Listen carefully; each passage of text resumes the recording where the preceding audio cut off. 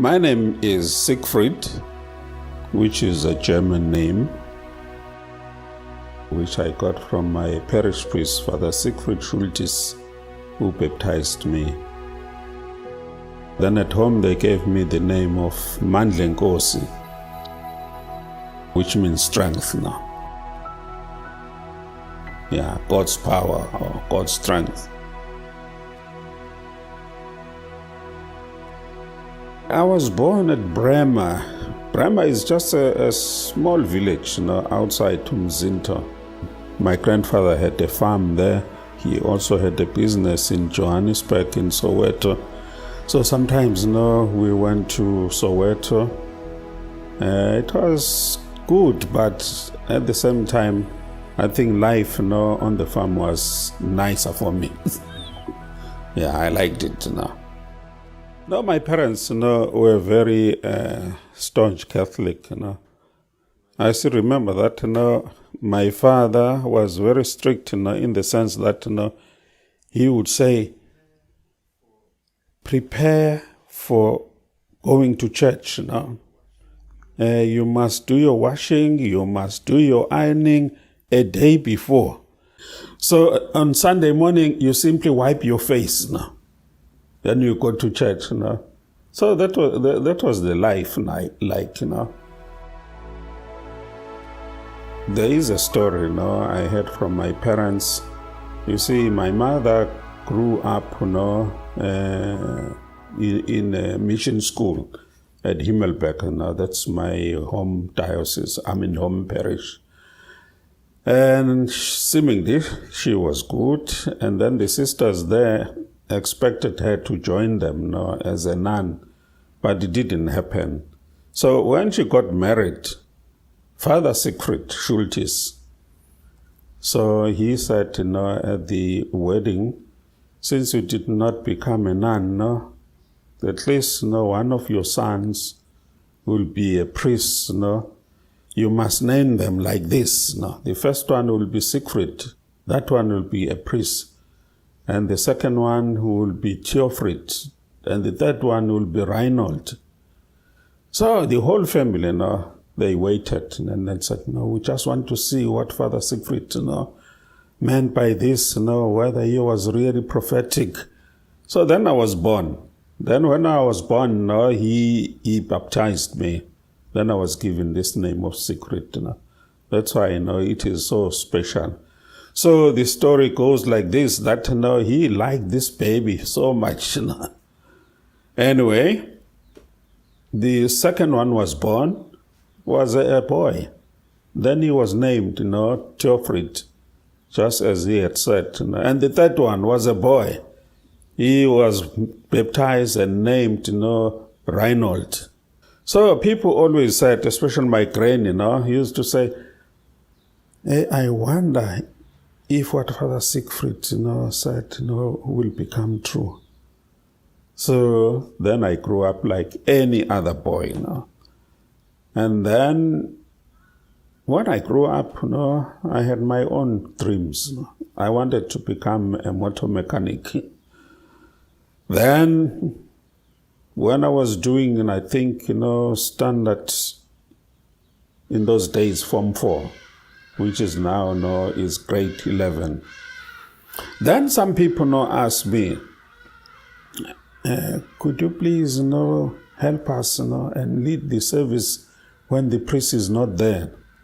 So I was very shy, to say yes. So I said to them, no, I'm still too young and I'm shy.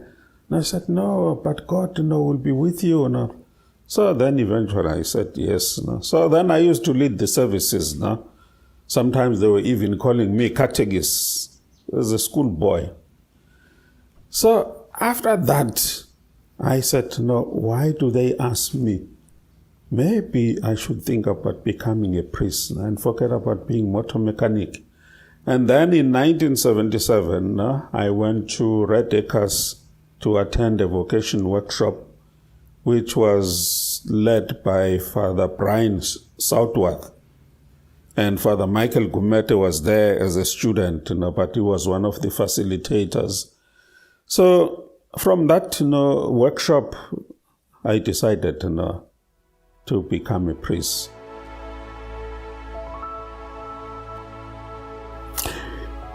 I never dreamt that I'll ever become a bishop.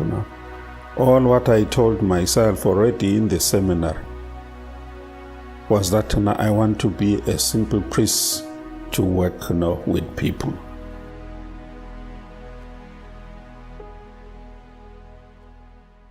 I never expected that I would ever live in Gwavum. I thought I will die there now.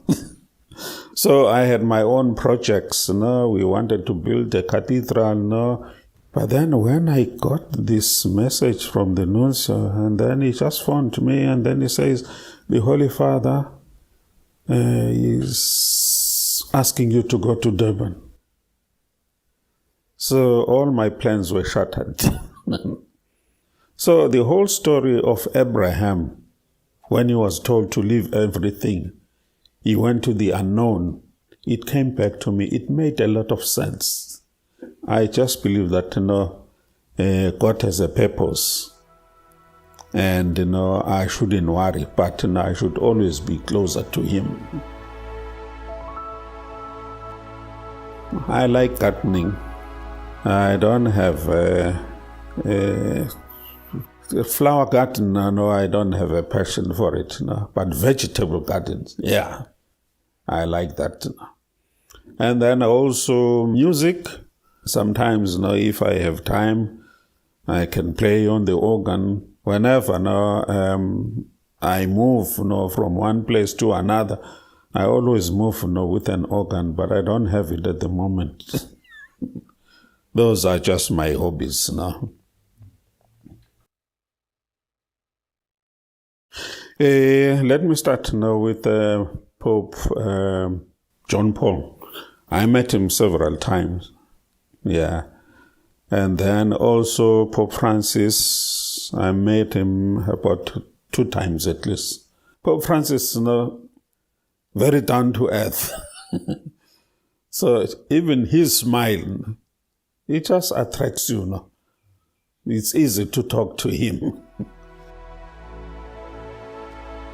My postulant master in Marian Hill, he was Brother Gerard Cox. After so many years in Marian Hill, he decided to leave the congregation and join the Carthusians. And then in 1989, when I was in England, I paid him a visit.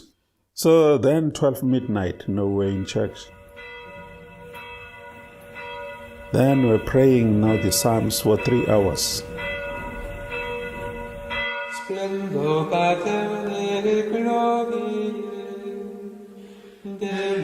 This is what they do every day. I was so emotionally and spiritually challenged. They don't read newspapers, they don't listen to the radio. For them, they have to pray for our needs. I came back really renewed.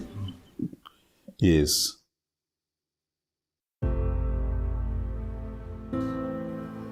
What I find challenging really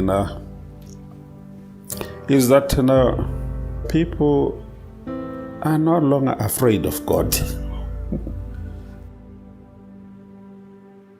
And that's why I even mentioned somewhere, I think on the 8th when I was installed, that even the looting... It is truly looking like South Africa is at a breaking point. The killings... It is the worst violence in South Africa continues to rage across the country for the The nation of South Africa appears to be in significant trouble tonight. Anarchy. It's simply because we don't pray anymore or even recite the 10 commandments of God. So I think when people do the looting and so forth, they have no qualms of conscience anymore. So I find it very kind of destructive, especially as a priest. How do we make people responsible again?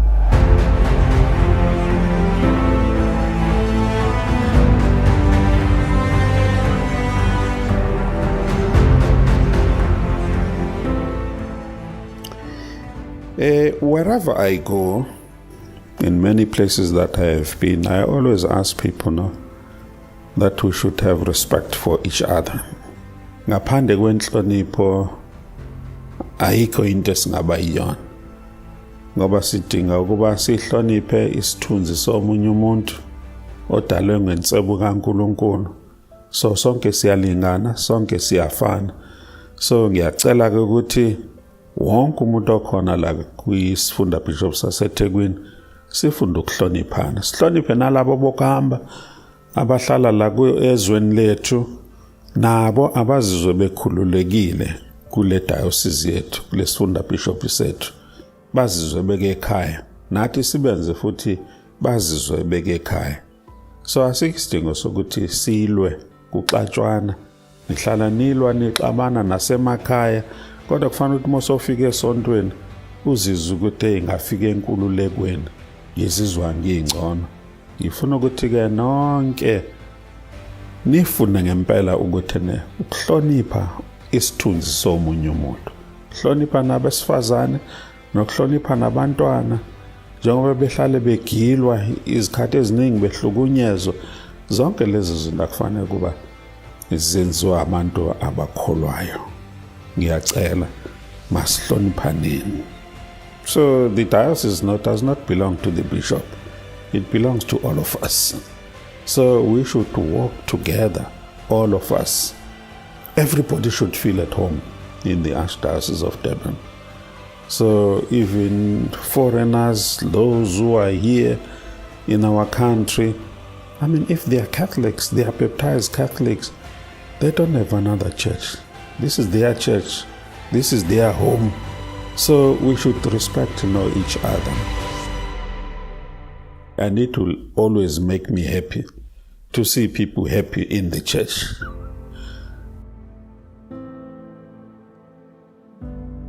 Let us pray. Baba, ngiyakubonga ngesipho sempilo.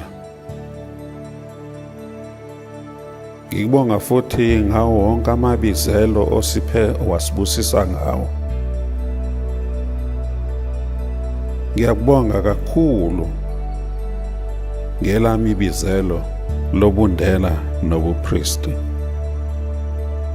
Baba, ungibeke kulesifunda bishop esikhulu kangaka saseThekwini. Ngiyathandaza futhi ngiyacela ukuthi njengomalusi ngikwazi ukulusa abapristi, izindela namakholwa jikelele, ngiwaholele enhliziyweni eyingcwele yendodana yakho uJesu Kristu, inkosi yethu. Amen.